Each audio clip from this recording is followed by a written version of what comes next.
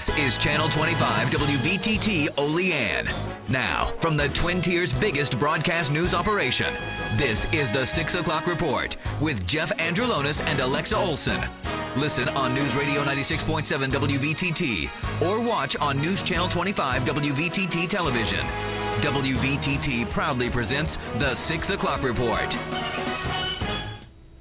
Good evening, I'm Alexa Olson. And I'm Jeff Andrulonis. Good evening. There's still a big cleanup job ahead from the heat-fueled severe storms that hit a wide stretch of the U.S. over the weekend. There are a ton of downed trees to be cleaned up, buildings that have been damaged that also need to be fixed, and power lines that need to be put back up, Ed Payne reports.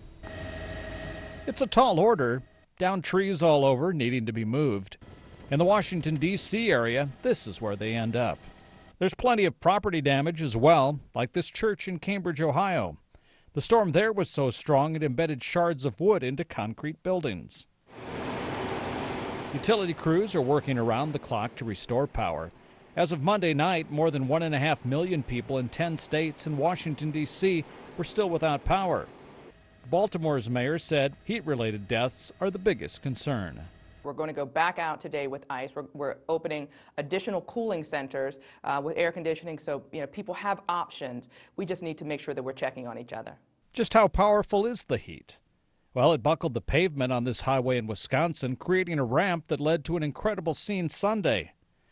An SUV hit the damaged spot and went airborne. Here it is again. I'm Ed Payne reporting.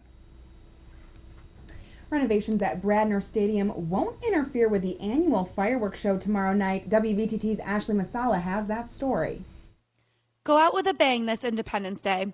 The annual 4th of July fireworks will start at dusk and will still take place at Bradner Stadium this year, even though the stadium is currently undergoing some renovations. Parks maintainer 2, Don Bearfield, said his crew is taking precautionary measures to keep the public safe.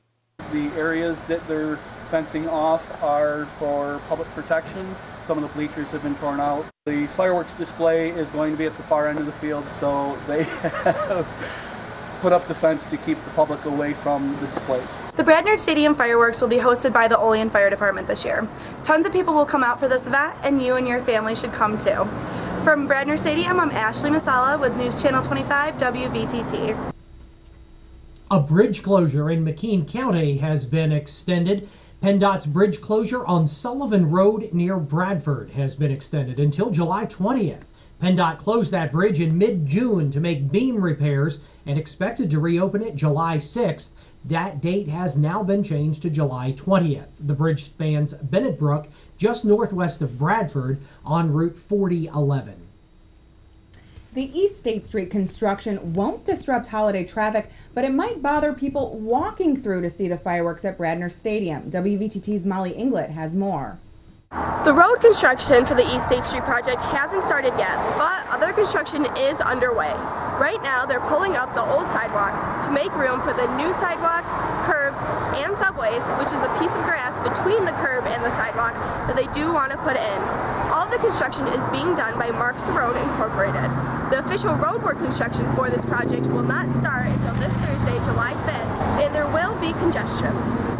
For WVTT News Channel 25, I'm Molly Inglut.